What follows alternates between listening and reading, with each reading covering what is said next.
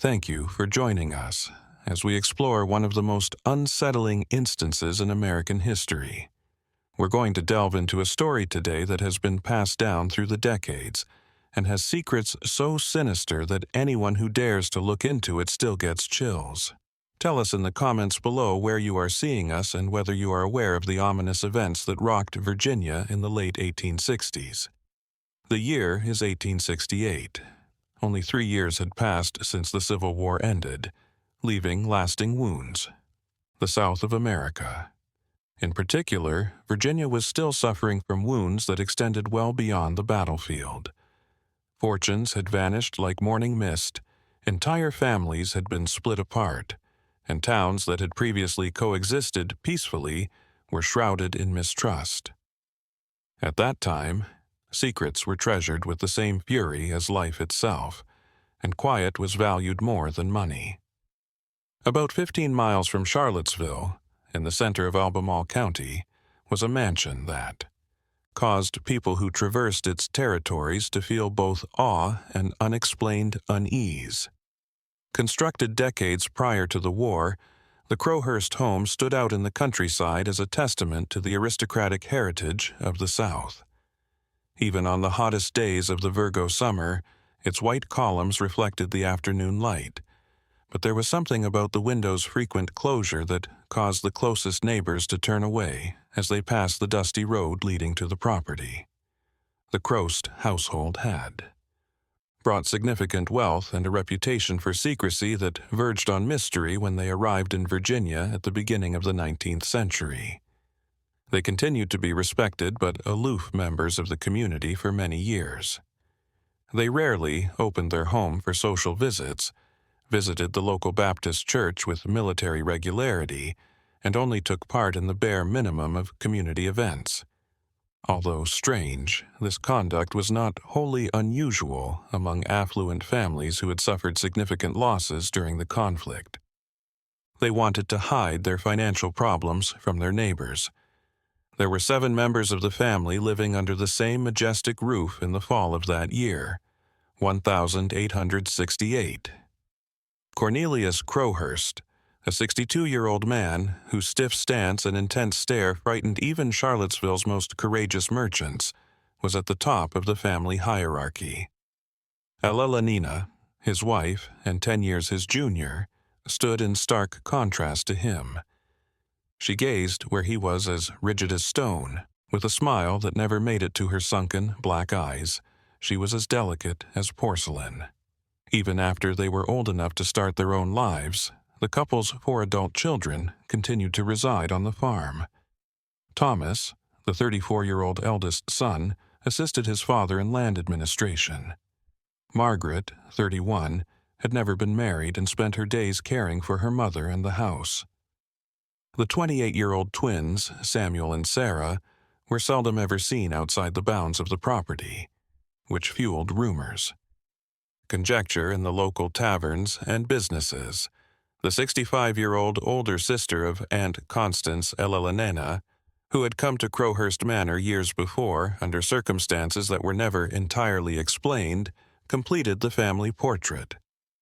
Following her husband's death during the war, she reportedly experienced a nervous breakdown, and the Crowhurst family took her in out of Christian compassion.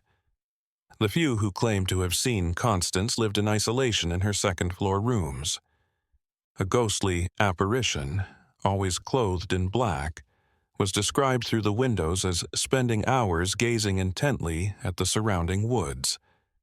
The Crowhurst property covered about 200 hectares of neglected orchards, densely forested areas that had grown wild during the war years, and partially cultivated fields. About 300 meters from the main house, a little family cemetery was tucked away behind centuries-old oak trees. Generations of Crowhurst had been interred here, always in secrecy. Rites that did not include even the nearest neighbors.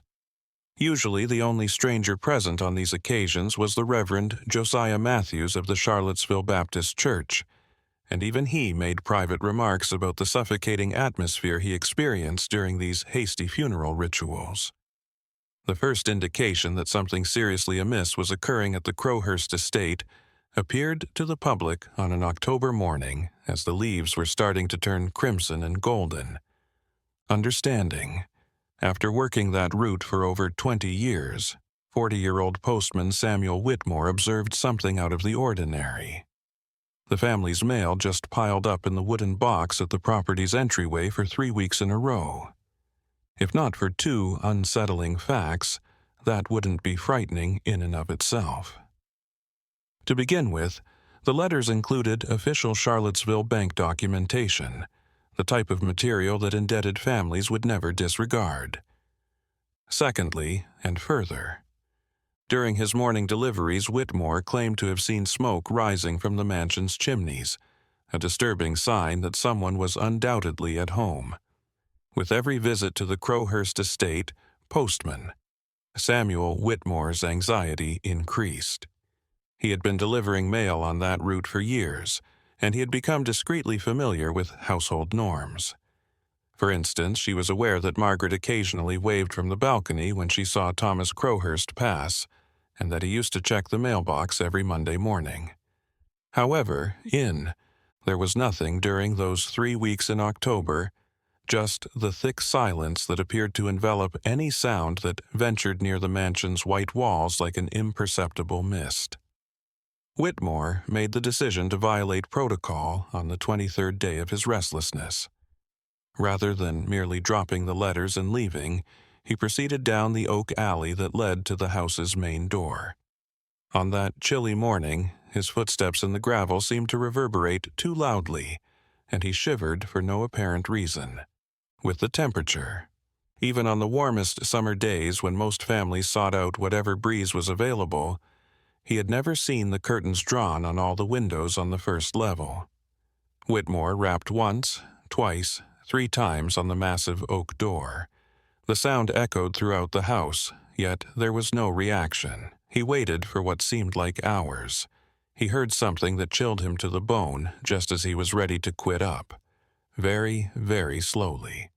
There were footsteps descending what appeared to be a staircase. Neither Cornelius nor Thomas took those firm actions. They were taking tentative steps, as though the person in front of them was hurt or carried an invisible burden. Only a small break, maybe 10 centimeters, opened the door, exposing half of Margaret Crowhurst's face. The postman recognized her after a few moments. The woman he knew, who was always well-groomed and had good hair, had changed into someone else entirely.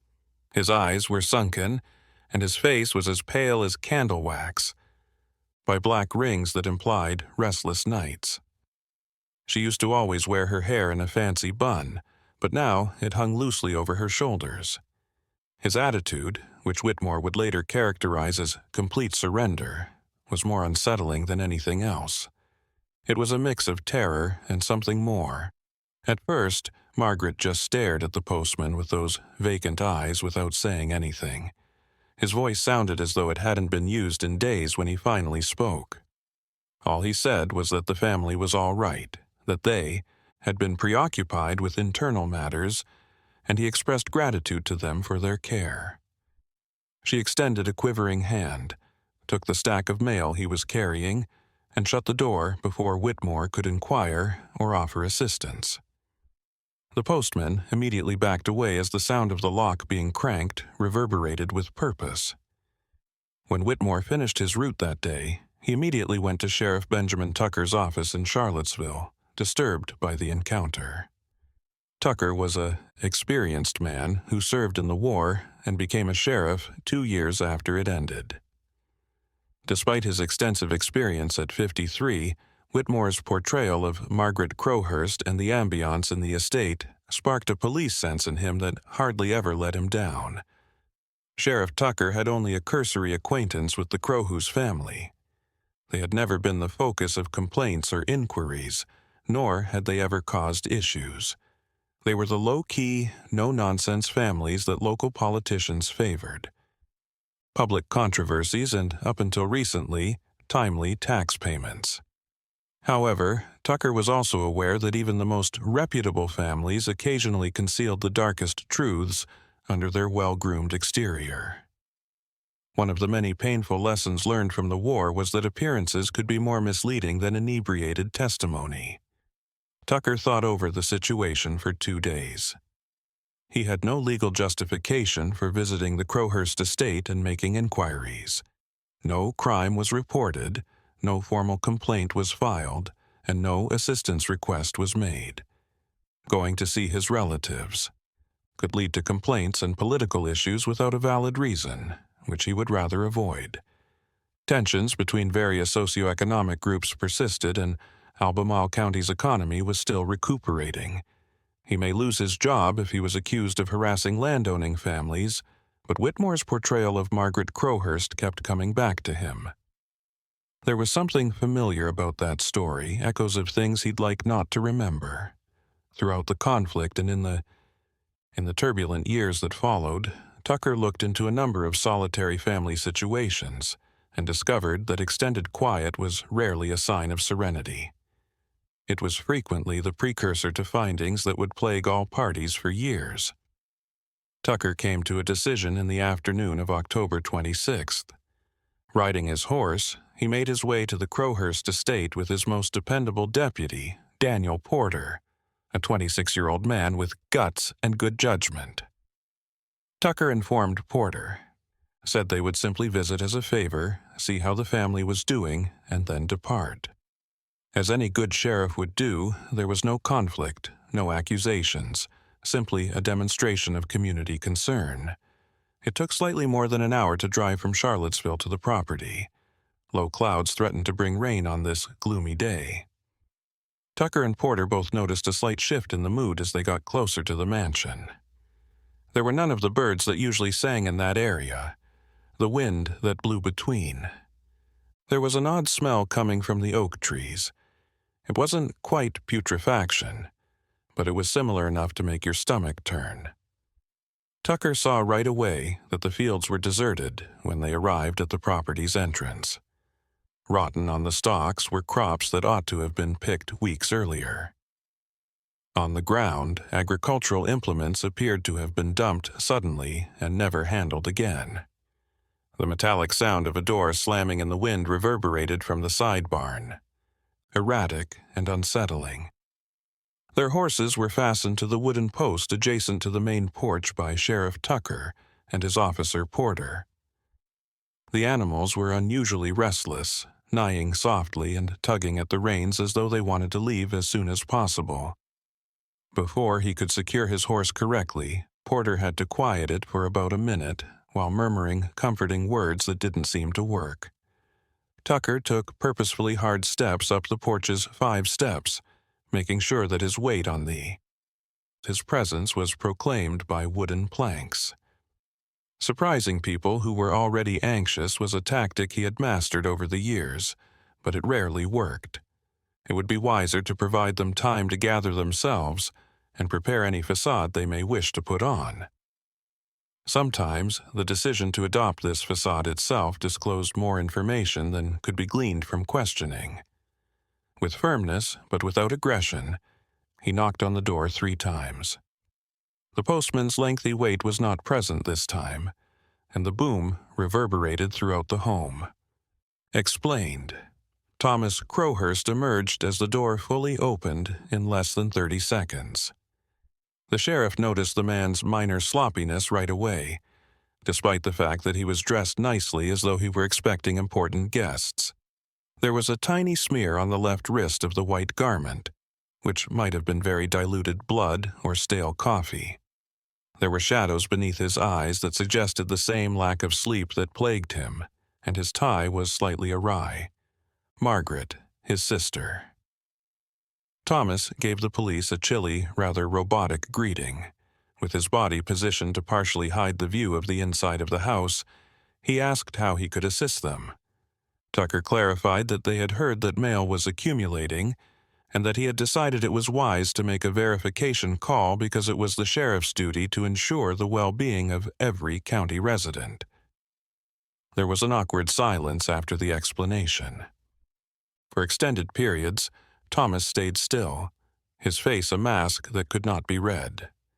Then, with a sudden jerk that caused Porter to automatically slide his hand into his gun holster, he withdrew from the door and gestured for them to come in. A silent gesture that was more powerful than words was used instead of a spoken invitation. The Crowhurst mansion's interior was just as one might anticipate from an affluent household. Persian carpets that had undoubtedly cost tiny fortunes, dark, hefty wood furniture, and ancestor pictures on walls that have damask wallpaper on them. However, there was a serious issue with the scene. Surfaces that obviously needed to be polished every day were covered in a thin coating of dust. The odor they had noticed outside was stronger inside, mingled with something Tucker recognized as vinegar, likely used to cover up the original smell. The heavy curtains blocked out nearly all natural light, resulting in a dim light that required the lighting of lamps even in the middle of the afternoon. Following Thomas, they entered a formal. He encouraged them to sit on the dark green velvet couches in the living room. In an attempt to project authority, he stood with his hands clasped behind his back, but his stiff shoulders betrayed strain. Instead of taking a confrontational stance, Tucker quietly inquired about how the family was handling the post-harvest season, pointing out that he had observed that the fields had not been fully worked. There was another awkward silence before Thomas responded. He clarified that Cornelius, his father, had become gravely ill almost a month prior. He was bedridden due to the sickness, and the entire family had to focus on taking care of him, temporarily putting agricultural pursuits on hold. It was a completely plausible explanation, the kind that frequently happened on rural holdings with limited labor.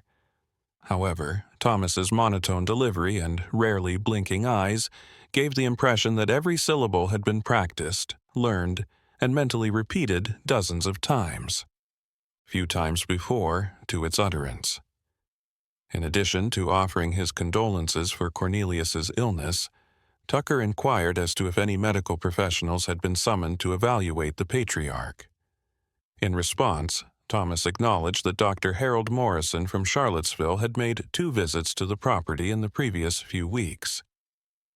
The knowledge caused Tucker's brows to furrow a little. Despite their informal conversation at the barber shop just 3 days prior, he had known Morrison for years, and the doctor had never mentioned treating Cornelius Crowhurst. It was feasible. It seemed strange even though Morrison would not discuss his patients for professional confidentiality concerns. At that moment, Tucker heard something that caused every hair on the back of his neck to stand on end. In the stifling silence of the chamber, a sound from the upper floor could be heard despite being muffled by the wooden floor and thick walls. It was a long, low moan that wasn't quite human, but it also wasn't obviously animal. It hardly lasted a few seconds before, suddenly, stopping, as though it had been suppressed by force, the sound elicited no response from Thomas. He didn't raise his head. He didn't explain. He was neither surprised nor worried. His face didn't shift as though that spectral groan was as normal as a clock ticking away. However, Porter, who was younger and had less experience managing his emotions, jerked his head in the direction of the ceiling, while his hand once more instinctively moved toward his revolver. Observing the mounting tension, Tucker chose to be more straightforward. To make sure everyone was all right, he inquired as to whether it would be feasible to have a quick conversation with other family members. He anticipated the opposition to the request. Thomas clarified that Elelanina, his mother, was unable to be disturbed because she was in the chambers with her ailing father. Margaret was sleeping because she had been caring for Cornelius all night. At the rear of the farm, twins Samuel and Sarah were working. Well, Aunt Constance rarely left her quarters because of her fragile, anxious state. While each of the excuses made sense on its own, taken as a whole, they created a pattern that Tucker's police background recognized: total seclusion. There is no impartial witness to the family's actual circumstances, no one available to corroborate or refute the official narrative, and no one available to respond to awkward inquiries. Sheriff Tucker was aware of his precarious situation. Forcing his way into Crowhurst Manor's upper rooms in the absence of a formal complaint or hard proof of foul play might lead to political and legal repercussions for which he was unprepared. However, his gut, sharpened by years of police work and the harsh realities of war, told him that something terrible was going on in that place. He couldn't help but think of the groan they'd heard. It was like a funeral bell. He made the decision to try something different. Tucker said that because they had met a few times, he would want to personally wish Cornelius a quick recovery in a relaxed, almost friendly manner. At neighborhood gatherings throughout the years, it was only half a lie. On all these times, he and Cornelius had exchanged no more than 6 words, but it was sufficient to provide a social rationale for his insistence on visiting him. It was the first time that Thomas paused visibly. His eyes narrowed almost imperceptibly, his jaw twitched, and his hands remained crossed behind his back, squeezed so firmly that his knuckles turned white. Tucker had considered flatly rejecting the request, but then Thomas nodded slowly, as though reaching an internal conclusion after a brief period of thought. He guided them up the main staircase, which was a massive, dark wood building with a banister that was intricately carved. Each sound reverberated through the quiet house in an almost accusing manner as the steps creaked beneath his feet.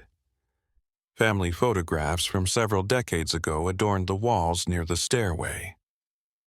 Tucker observed that the Crowhursts' faces consistently presented the same depressing and aloof expression in each of them.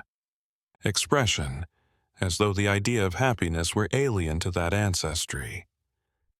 With closed doors on either side, the corridor on the second level extended in both directions. Only a little window at the end of the hallway allowed in a faint beam of gray light, making the light even more limited here. Thomas led them to the right, pausing in front of the third door. He turned to the cops before opening it and requested them to keep the visit short because his father needed to relax in a low voice that was practically a whisper. Cornelius. Although Crowhurst's room was large, it felt stuffy. The windows were entirely obscured by heavy curtains, and the air was infused with sweat, a smell that Tucker couldn't quite place, and a hint of medicine. The room was filled with candles burning in different candlesticks, creating dancing shadows on the walls. The focal point of the room was a 4-poster bed, and behind layers of covers, despite the area's obvious warmth, slept a figure Tucker presumed to be Cornelius. Next, Elelonina Crowhurst took a seat. To the bed, her hands in a precisely symmetrical position on her lap. She didn't get up when the men came in, and she didn't seem surprised or interested that the sheriff and his deputy were there. He just stared at them, as though he were staring through them rather than at them, with that same blank expression the postman had described in Margaret.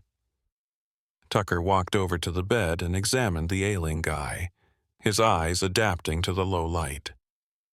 Cornelius lay flat on his back, utterly still. His countenance was white, his eyes closed, his lips a shade of blue. If he was breathing, it was so shallow that it took Tucker a few seconds to notice even the smallest movement in his chest. Tucker saw something unsettling as the man's hands lay on the blanket. He had scratches on the backs of his hands, some recent enough that they were still a little red, and his fingernails were filthy, as though he had been excavating dirt. Elelonina was questioned by Tucker regarding the particulars of the sickness of her husband. She took a while to respond, and when she did, her voice sounded distant, as though she were repeating something she had been instructed to say. He described a quick onset of fever, severe weakness, and moments of confusion. After diagnosing it as an infection that occasionally affected the elderly, Dr. Morrison prescribed bed rest and medication, which she dutifully took every 4 hours. Although the medical explanation made sense, there was something about the manner. Tucker became skeptical when Eleanor made the delivery. He requested to view the prescription drugs. Elena gestured toward a side table that had a number of bottles lined up in black glass. Tucker grabbed one, unscrewed the cork, and took a whiff.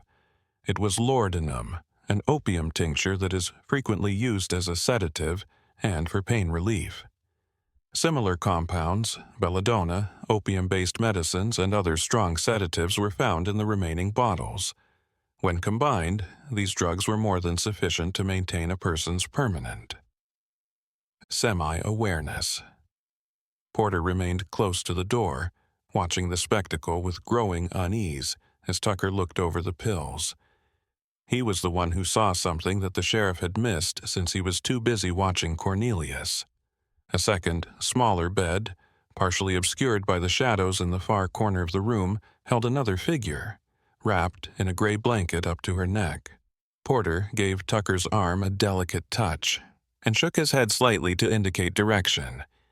Tucker pivoted and saw the second person in the room for the first time.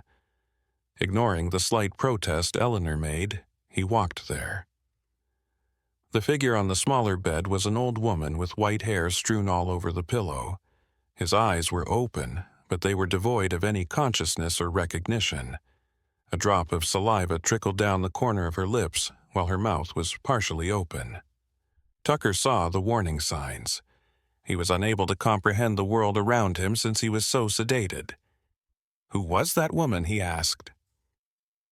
In response, Thomas, who had stayed close to the door the entire time, said it was his Aunt Constance.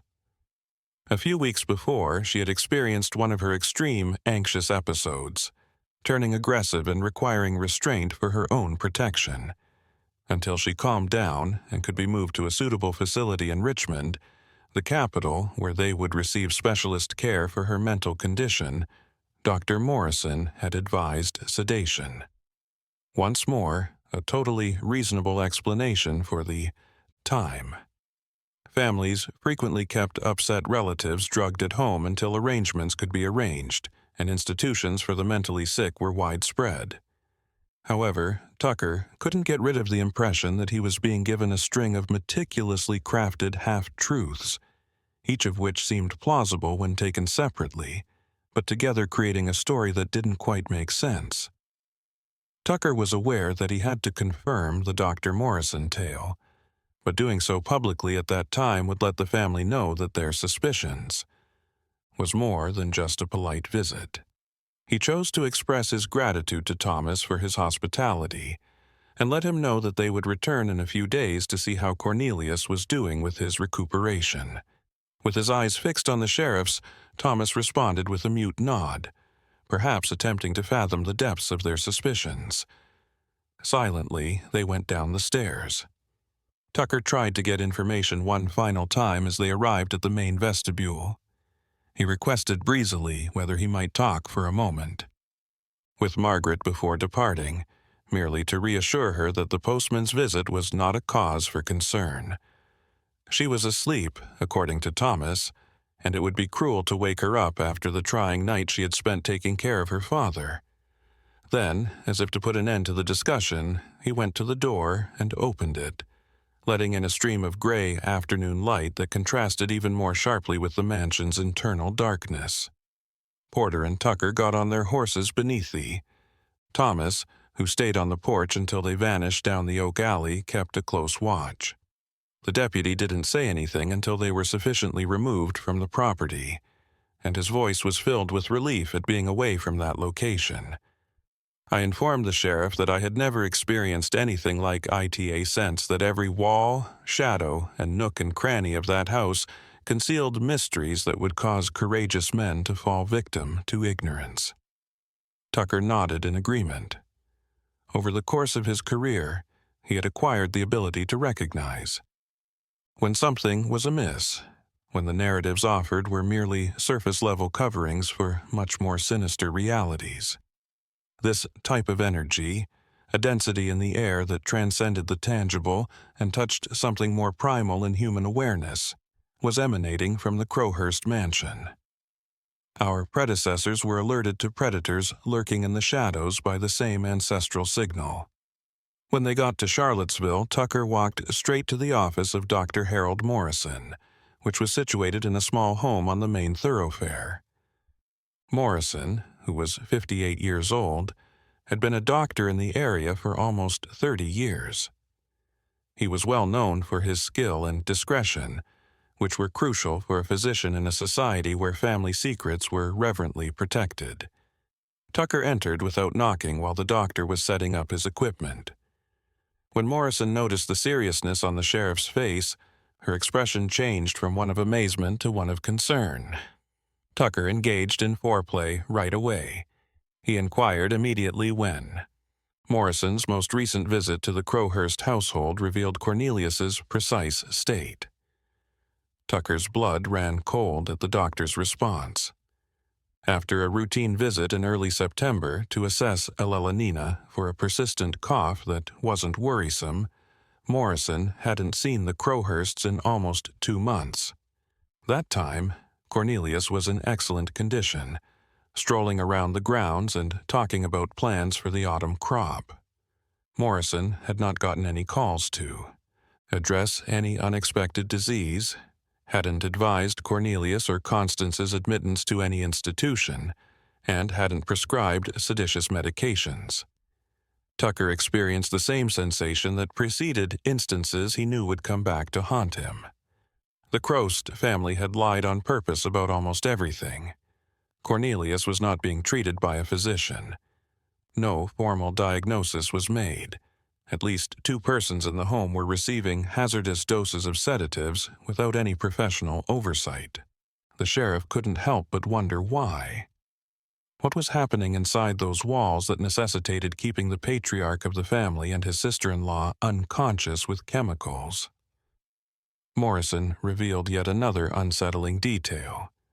He had been consulted by the neighborhood drugstore regarding Thomas Crowhurst's peculiar purchase approximately 3 weeks prior. Substantial quantities of opiates, including nightshade tincture and laudanum. Mr. Abernathy, the pharmacist, had been worried about the amount, and had inquired as to whether Morrison had written a prescription for such drugs. Morrison had denied it, but he also argued that purchasing these drugs was legal because they were widely available and used in many homes to treat everything from acute sleeplessness to toothaches. Now that the lies had been exposed, that purchase had a far darker significance. Tucker conducted discreet interviews with those who had some sort of interaction with the Crowhurst family for the remainder of that day and a portion of the following night. The image that resulted from these conversations were that of a family that had shut itself off from the outside world for the previous 6 weeks. Since mid-October, the estate's blacksmith, who typically shoed the horses, had not been called. The last order for the seamstress who sometimes fixed the family's clothing had been abruptly canceled. Even the Baptist Church's Reverend Matthews noted that the Crowhursts had skipped Sunday services for 4 weeks in a row, which was unusual for this strict, pious household. However, the most unsettling information came from a discussion with Abigail Chester, a washerwoman. For almost 15 years, Abigail had been employed by the Crowhursts, visiting the property every Monday to pick up the soiled clothing and deliver it clean and ironed on Friday. She was a war widow in her 40s who relied on that job to provide for her 3 kids. When she arrived at the mansion as usual in mid-December, Margaret greeted her at the gate and told her that her services were no longer required. Just an unexpected discharge with 2 more weeks of pay, as if it would make up for 15 years of devoted work, without any justification or notice. But Abigail told Tucker what had transpired the week before to her termination. She had observed minor but unsettling behavioral shifts in the household. Normally friendly, Margaret had become stiff and evasive. Abigail started to notice odd stains on the garments she laundered that she was unable to completely identify. Stains that are dark and persistent. That needed extra care to remove, and on one of those Monday mornings, she would swear, though she wasn't positive, that she heard cries coming from inside the mansion. As she waited in the side yard, she heard screams that were soon muffled but loud enough to be heard. Sitting in his tiny room connected to the sheriff's office, surrounded by papers and notes regarding the Crowhurst family, Tucker stayed up all night. He went over all of his knowledge and possessions, observed each and every untruth and inconsistency found. The image that surfaced showed a family employing strong sedatives to keep their victims docile and silent while holding something or someone captive within that mansion. However, this conclusion brought up even more troubling issues. Who was in charge, and why, if Cornelius and Constance were being detained against their will? Tucker made a choice at first light. To take action, he required further legal authorities, and to do it, he needed the consent of the Silas Peaton, the respected municipal judge. Peaton, 71, had been involved in local politics since before the war and was well known for both his legal acumen and his utmost care when dealing with well-established county families. It would be difficult to persuade him to grant a search warrant based on suspicions and conflicting testimony, but Tucker saw no other choice. Judge Peaton's magnificent Victorian mansion in Charlottesville's downtown was the location of the conference. Tucker's story was heard by the judge with. His fingers were thoughtfully linked beneath his chin, his countenance growing more somber. After Tucker concluded, Peaton sat silent for several minutes, obviously considering the social and legal ramifications of approving a formal trespass on the property of a reputable family based only on circumstantial evidence. At last, Peaton said something. Tucker's concerns were deemed reasonable, but not strong enough to warrant a complete search. A welfare check order was a legitimate substitute, nevertheless. The sheriff could return with this order.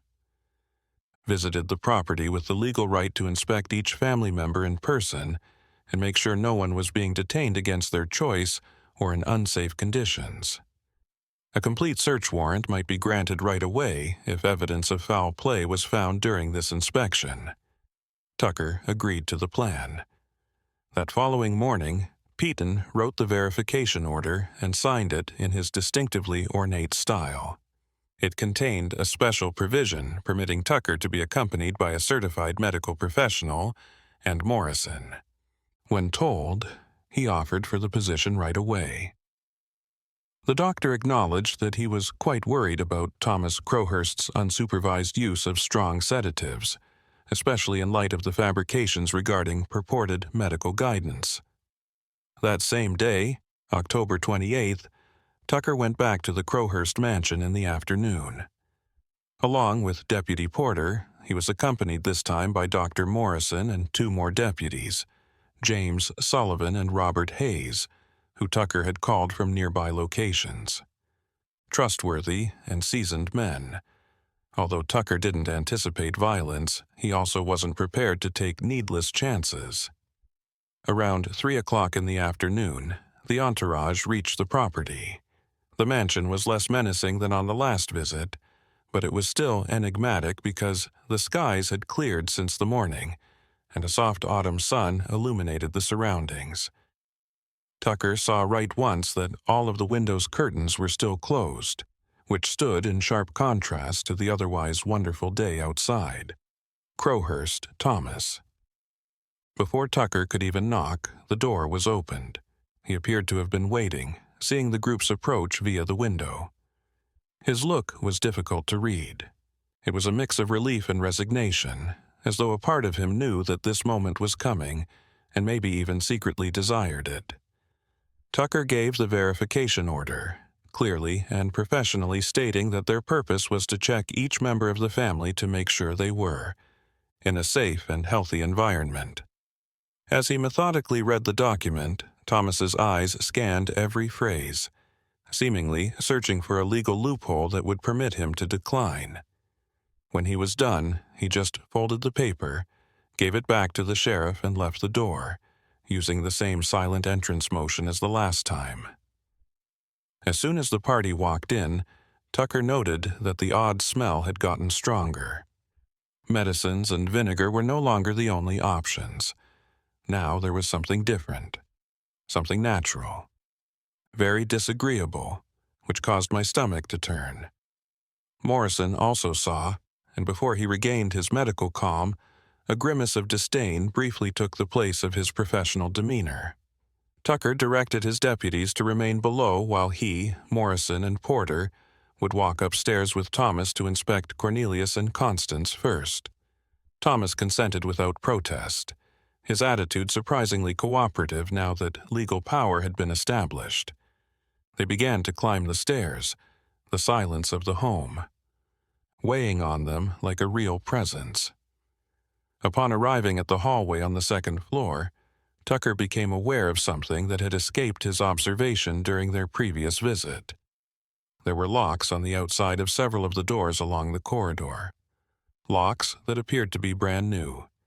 Even lighter than the rest of the old door is the wood surrounding the bolts.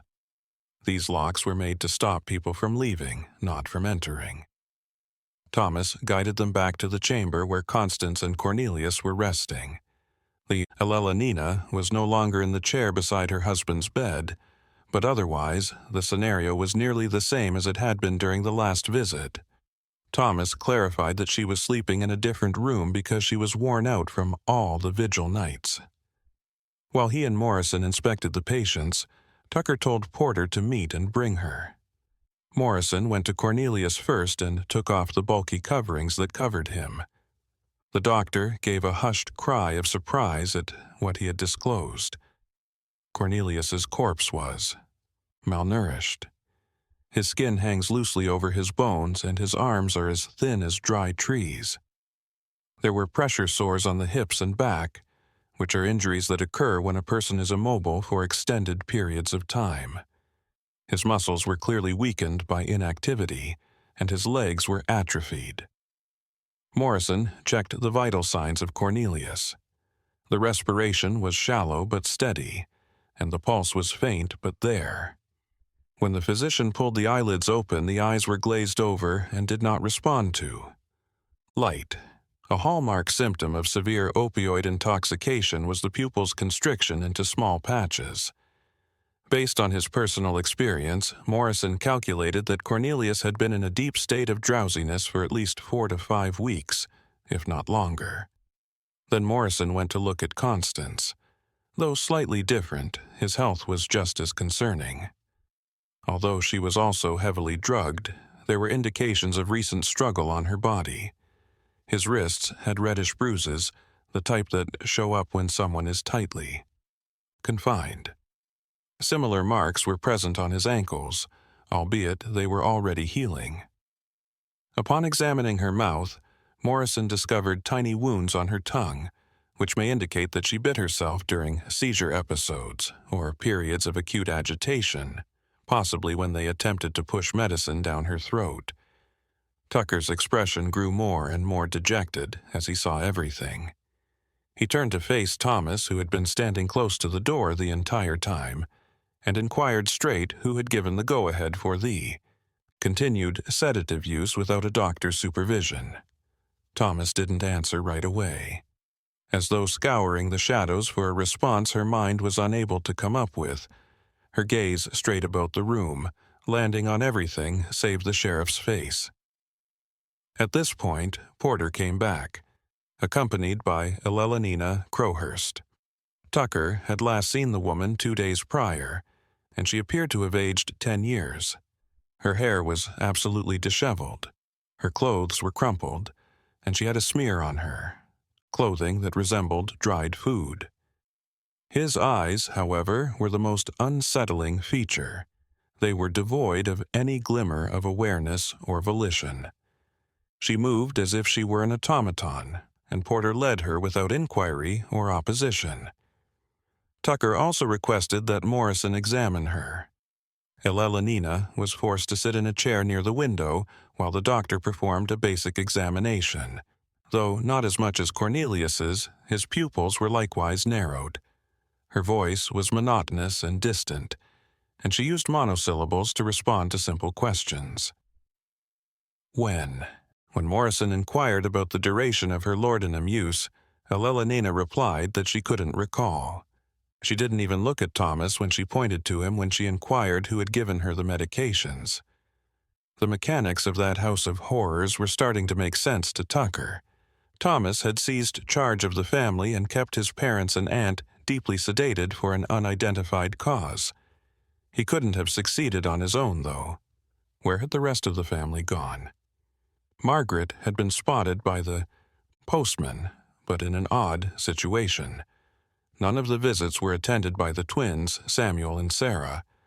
Tucker had to locate them. He told Thomas to accompany him to Margaret's place, leaving Morrison to tend to the 3 drugged patients. For the first time since the court order was filed, Thomas paused. His hands started to tremble a little, and he appeared to be thinking of fleeing, but Porter saw the shift in his demeanor and took deliberate action to prevent any possible avenues of escape. At last, Thomas consented and guided them to another door, this one with an external lock as well, down the hallway. His hands were trembling so terribly that it took him 2 tries to get the key into the lock once he got it out of his vest pocket. Tucker and Porter instantly withdrew when the door opened, releasing an even more potent stench. Compared to Cornelius's room, it was smaller and had a small window that let in very little light.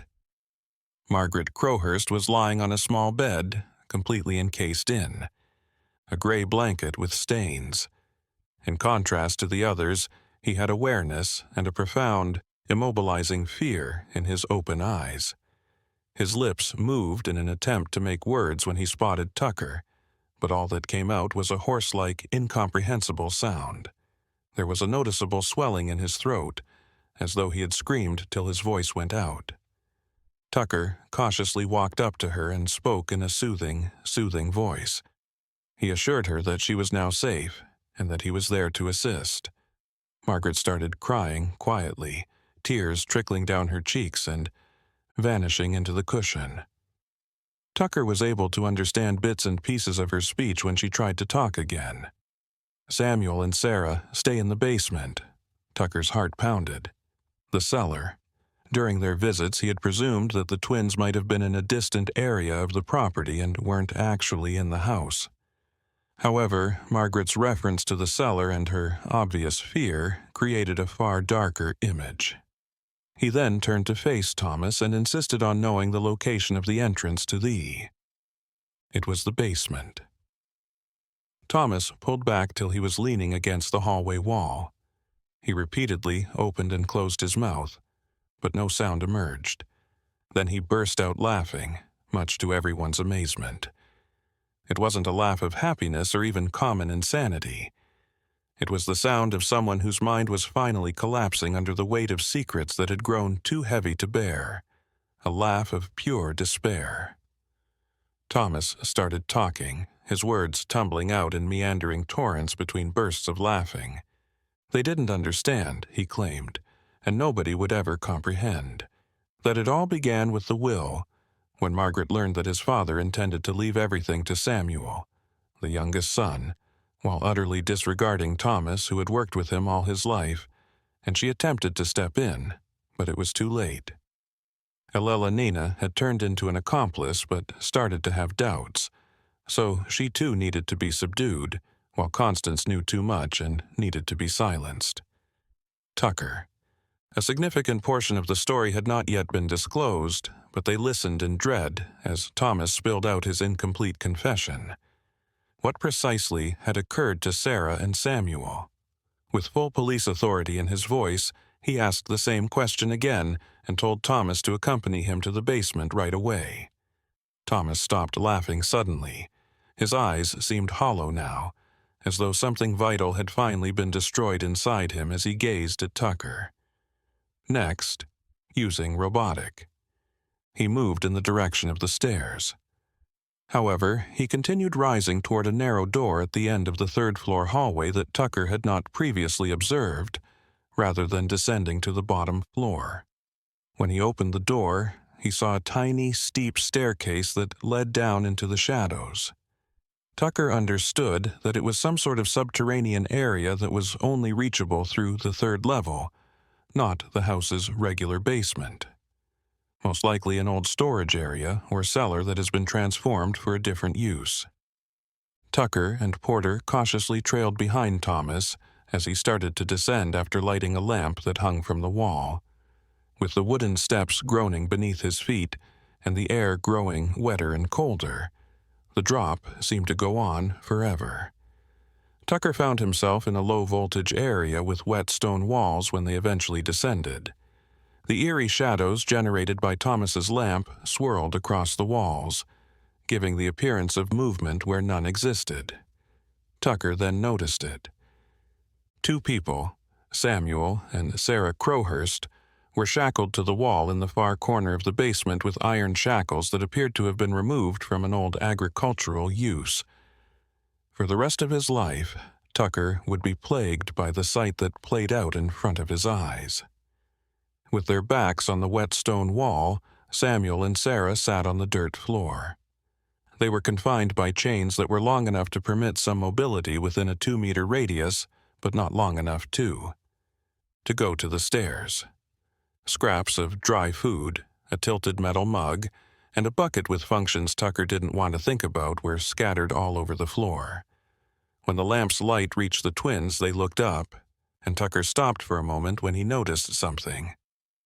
Samuel and Sarah were fully cognizant, in contrast to their sedated parents and aunt. Their eyes gleamed with a mixture of intense terror and frantic hope, despite the fact that their cheeks were filthy, their hair was matted, and their clothing was ripped and unclean. Samuel made a sound halfway between a sob and a scream of relief when he realized that Tucker was not the only witness and that there were others besides Thomas. Tucker gave the order to have the chains taken off right away. Still disconnected, Thomas only gestured to a key that was suspended from a nail in the wooden beam beside the steps. Porter hurriedly ascended to fetch it, his hands frantically trying to loosen the rusty padlocks that secured the shackles to the twins' wrists. The raw, swollen, and diseased skin behind the metal was proof of weeks of incarceration and frantic attempts to break out. Sarah sobbed uncontrollably and fell into Porter's arms as soon as they were freed. With Tucker's assistance, Samuel was able to stand despite his obvious weakness. He started talking and his voice emerged.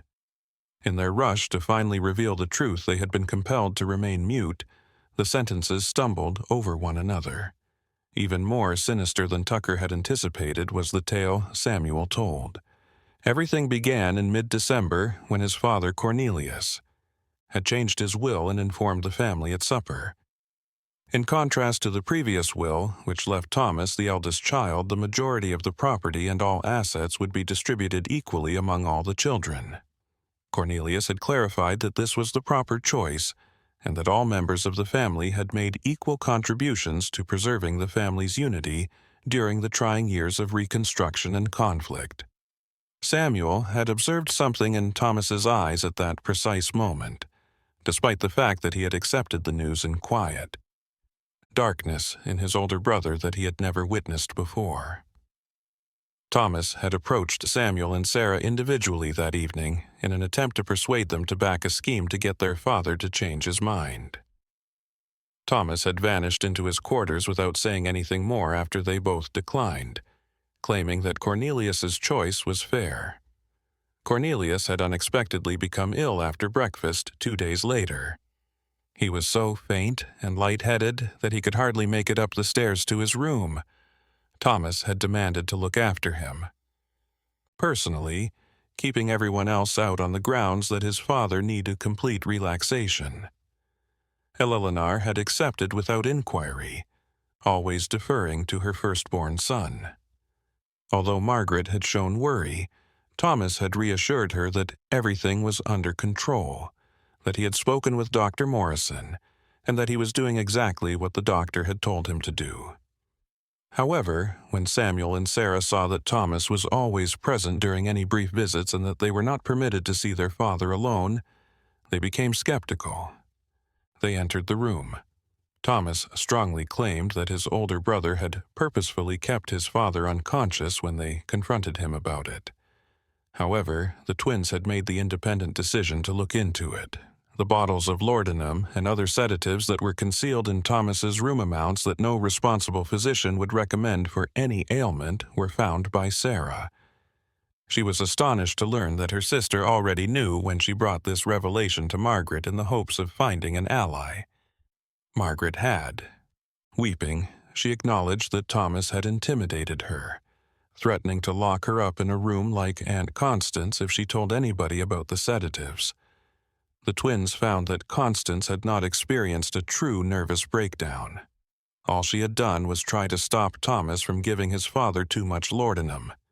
Consequently, she had become yet another victim of Thomas's fixation with keeping control over the family and, as a result, over the legacy she felt was hers. Sarah and Samuel realized they had to take action. However, Thomas anticipated their actions before they could look for outside assistance. When they went downstairs for dinner one evening, they saw Thomas waiting with two men they had occasionally employed to do heavy labor on the estate during harvest. Convinced that the twins had gone insane and were a threat to the family, the men paid lavishly, assisted Thomas in bringing them under control, and dragged them into the neglected basement. Thomas made frequent visits over the next few weeks, bringing them just enough food and water to survive.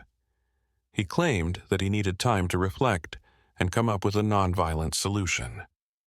During these visits, he talked to himself, justifying his acts by telling himself that he was defending the family legacy, that his father was elderly and disoriented, and that the decision to divide the estate was the product of sility rather than justice. Margaret, unable to take the shame of.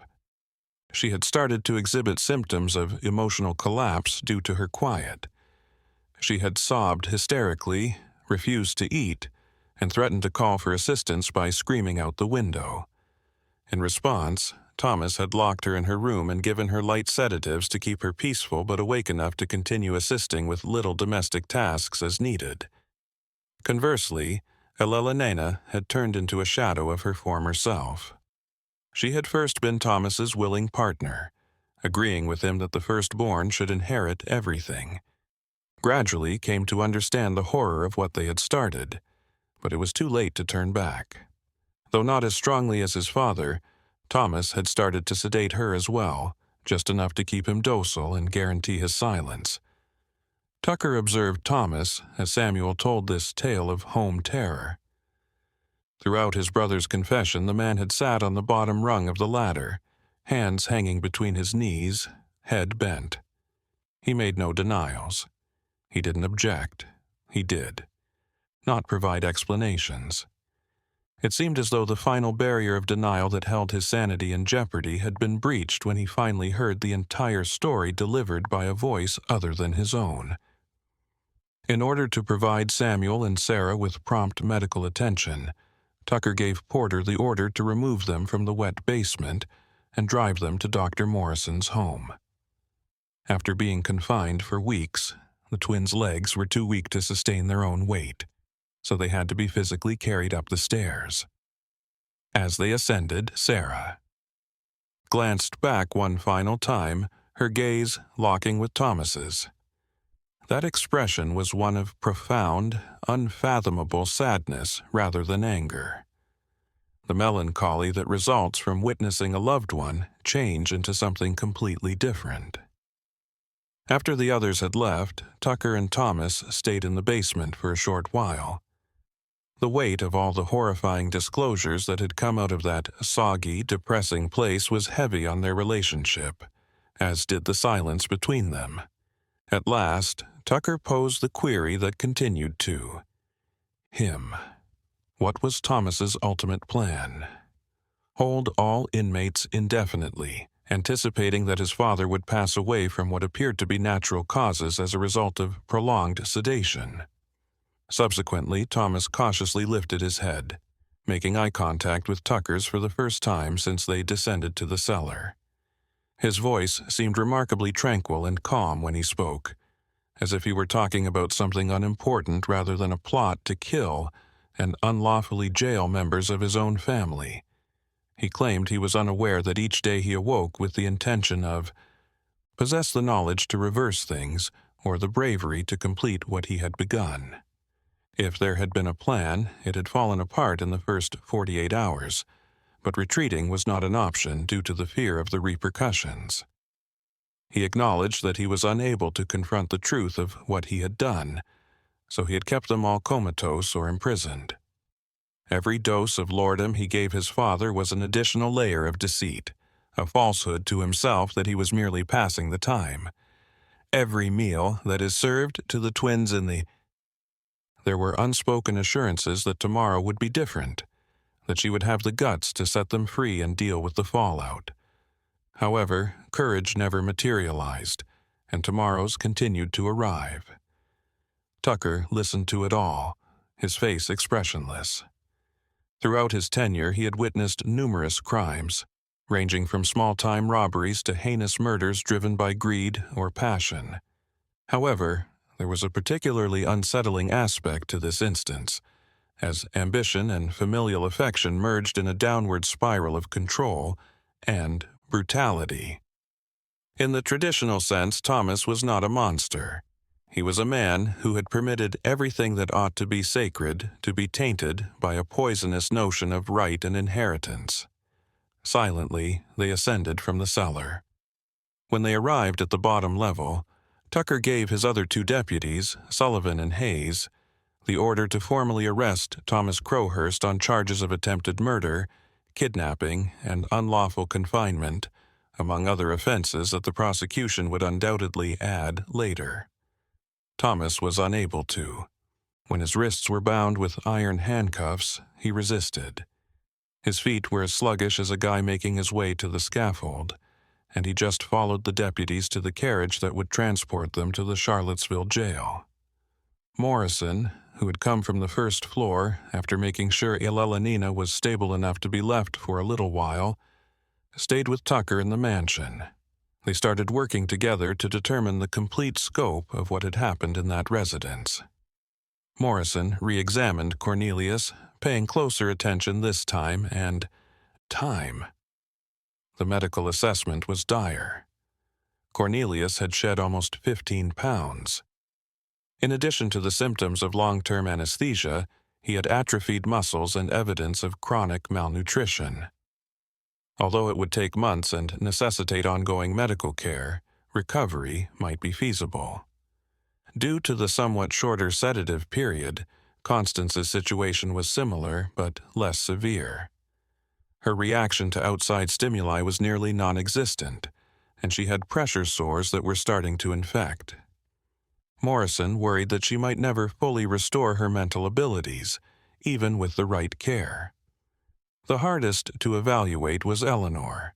He was in better physical shape than the others, but he appeared to have sustained significant psychological harm. When Morrison attempted to speak with her and inquire about her involvement in the events, she merely repeated disjointed statements about her role as a mother, about helping the firstborn, and about maintaining the family unit. He didn't display a complete awareness of the seriousness of what had occurred. Or maybe this truth was just too much for his mind to handle. Morrison cleansed and soothed Margaret's sore throat while she was taken in from the upper floor and placed in the living room. She added details that only a resident of that home prison could know, confirming Samuel's account of events in between agonizing swallows of water. He described how he had attempted to reason with Thomas and pleaded with him to get assistance before it was too late. He talked of the evenings he had heard Samuel and Sarah's muffled screams coming from the cellar. He knew exactly what they meant, but he was both physically and mentally powerless to assist them. Every broken syllable he spoke was an expression of the almost palpable remorse he held. Tucker attempted to comfort her by claiming that she was also a victim and that her fear of Thomas was legitimate. But Margaret insisted that she should, continually shaking her head, have been more courageous and resilient than the horrors she would never be able to forgive herself for permitting because of her silence. Tucker made arrangements for Cornelius and Constance to be taken to Morrison's house so they could get the necessary medical attention as the sun started to fall that October afternoon. Tucker took Eleanor to live with a family in the neighborhood who he knew and trusted, so they could watch after her while they decided how responsible she should be in certain situations. Margaret demanded that they remain at the mansion for the night, claiming that she wouldn't be able to sleep anywhere else and that, despite the fact that her familiar surroundings were now tainted with memories that would follow her forever, she chose to stay there. Assuring Margaret's safety and acting as a witness that she wouldn't delete evidence that prosecutors would undoubtedly need to bolster their case against Thomas, Tucker left Deputy Hayes to be with Margaret. Tucker took one more stroll through the mansion's halls before departing, noting how a location it was meant to stand for wealth and family heritage has instead turned into a monument to compulsive control and greed. Tucker discovered something that the twins had not described in their first narrative in the basement, where Samuel and Sarah had been detained. The stone walls are scratched. Marks most likely created by sharp stones or metal fragments they discovered in the dark. They weren't chosen at random. They were counts. A day of captivity is represented by each of the 28 vertical marks. Words were scratched on the stone next to the marks, with evident effort. Please pardon us. Pardon him, God. God keep us safe. Even during the stormy years of the war, few events had shaken Albemarle County as much as the days that followed the revelation of the horrors at Crowhurst Manor. Word swiftly spread, first in stunned whispers in Charlottesville stores and taverns, then in in-depth articles in local newspapers that were picked up by Richmond-based magazines, and even as far away as Afield. The case gained notoriety as the seminal silence of the Bee. The epithet Crowhurst aptly conveyed the cramped and oppressive character of the atrocities carried out behind its honorable walls. In December of that year, 1868, Thomas Crowhurst's trial got underway. Every day, throngs of people traveled from nearby counties to see the proceedings at the courthouse. Throughout the process, Thomas maintained a wonderfully composed demeanor, responding to inquiries with perplexing candor, and never making an effort to downplay or refute his behavior. It seemed as though learning, and he was finally able to confront the enormity of what he had done without the layers of self-deception that had kept him going over those horrible weeks because jail had unlocked something within him. A terrible case was made by the public prosecutor. In their still weak but forceful testimonies, Samuel and Sarah detailed every aspect of their captivity. Pale and shaking, Margaret described the psychological terror she had experienced throughout her own incarceration. Dr. Morrison gave expert testimony regarding the circumstances under which he had discovered Cornelius and Constance, describing to the jury how near death they had both been before receiving the appropriate care. Eleanor was not asked to testify. In the weeks following the incidents, her mental state had considerably worsened, and medical professionals concluded that she was incapable of taking part in court proceedings. Their victimization versus complicity would always be a hazy area, discussed for years in social and legal circles, but never satisfactorily settled in court. Thomas's defense was succinct and mostly symbolic. His attorney said that he had experienced a brief mental collapse as a result of the strain of maintaining the family business during the war and the shock of witnessing his birthright so carelessly disregarded. However, Thomas remained motionless during the presentation of these reasons, appearing detached from his own defense, as though he had already come to terms with the outcome he knew was certain. The jury deliberated for just 3 hours. "I'm guilty of everything." Judge Peaton delivered the punishment in a serious and sad tone. 25 years at the Richmond State Penitentiary with no chance of release for the first 15 years. Given the seriousness of the offenses and the severe moral shock the case had given to the community, it was one of the worst sentences the county had seen in decades. January 1, 869. Thomas was moved to Richmond. Occasionally, reports returned to. Over the course of the following few years, Charlottesville depicted a man who had fully turned inward, working in the prison workshops in silence, hardly ever interacting with guards or other inmates, and living in a state of silent penance that would give his surname a darker undertone. The other family members had different outcomes. Cornelius needed about 6 months to develop the strength to walk on his own.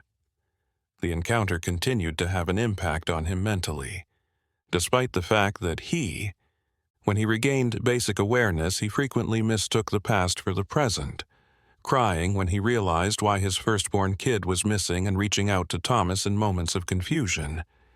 He barely had 3 more years to live before passing away in 1871 from a fever that his frail body was unable to fight off.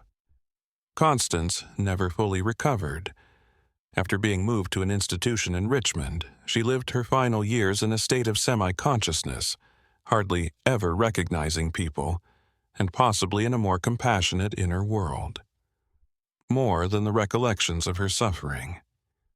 When she passed away in 1873, she was laid to rest in the institution cemetery rather than the Crowhurst family cemetery, which had come to be connected with sinister secrets. Elelena spent the remainder of her life in a state of mental weakness. She lived with a loving family in Charlottesville, where she spent her days in thoughtful stillness and hardly talked about the things that had ruined her family. Some claimed that his calm death in 1877 while sleeping was the first real tranquility he hadn't experienced in almost 10 years. To the end of her life, Margaret bore her shame like a cross. She spent the remainder of her life working for charities, especially supporting women in challenging domestic circumstances, and she never got married or left Albemarle County. She seemed to be attempting to make up for her silence by giving others a voice when she had been unable to discover her own. At the age of 55, she passed away in 1892, donating her whole estate to women's shelters in Richmond and Charlottesville. Sarah and Samuel made a full recovery, despite the scars on their wrists serving as a permanent reminder of those weeks spent in the cellar. They were physically exhausted from their ordeal. The Crowhurst estate was sold in 1870. They couldn't bear to live there again, so they fled west and settled in Kentucky, where nobody was familiar with their last name or its sinister past. As if attempting to strike a balance between the terror of their childhood and the tranquility of their maturity, they married, had kids, and led purposefully calm, ordinary lives. The mansion in Crowhurst was deserted for a few years following the transaction. No buyer would choose to reside in a location so marred by tragedy. Eventually, a land investor bought it and dismantled it entirely in 1876, selling the materials and leaving only the land unoccupied. Strange sensations, sudden colds on hot days, and mysterious sounds were recorded by workers involved in the deconstruction. Nevertheless, these reports were likely more the result of the workers' imaginations and the place's notoriety than of any real occurrence. Sheriff Tucker never. The Crowhurst case was forgotten. After 15 more years in government, he retired in 1883. However, he consistently mentioned that case as the one that had affected him the most in interviews and sporadic talks. This was not because of the relatively low level of physical violence, but rather because it exposed the ways in which honorable families could conceal morally repugnant chasms behind well-maintained facades. He had taught him that sometimes silence does not equate to dignity, that privacy can conceal horror, and the toughest walls are built to cage people rather than to protect them. The location of the Crowhurst home is now an open field in Albemarle County, with no memorial or marker, more than 150 years later. Even the majority of locals are unaware of the story, and those who are hardly talk about it. On a fall afternoon, however, when the leaves are starting to turn golden and the air has that special Virginia chill, You might sense something in the breeze, a whisper of all the voices that have been muffled, of all the shouts that have gone unheard until it is nearly too late, of all the secrets those walls have held. The Crowhurst family's narrative serves as a somber reminder of how tyranny may result from the need for control, how greed can corrupt familial affection, and how fear-driven silences can morph into prisons as real as iron shackles. It's a tale about the boundaries of forgiveness, the consequences of complicity, and the cost of letting ambition take precedence over fundamental humanity. Most significantly, it's a tale of having the guts to speak up while others are silent, about the value of voices that will not be silenced, about individuals like the mailman who recognized a problem and followed his gut, about the sheriff who, despite the lack of initial hard proof, trusted his experience, and about the twins who, despite the real and symbolic depths of darkness, managed to survive by maintaining hope. If this exploration of one of the most unsettling periods in American history, if you've been impacted by history in any way, you might want to subscribe to this channel. We carry with us untold tales, mysteries that time has attempted to conceal, and grim realities that continue to reverberate over the ages. Please share your thoughts on this crow's tale, and let us know if you are aware of any other instances where family silence has concealed dreadful secrets. Until the next tale.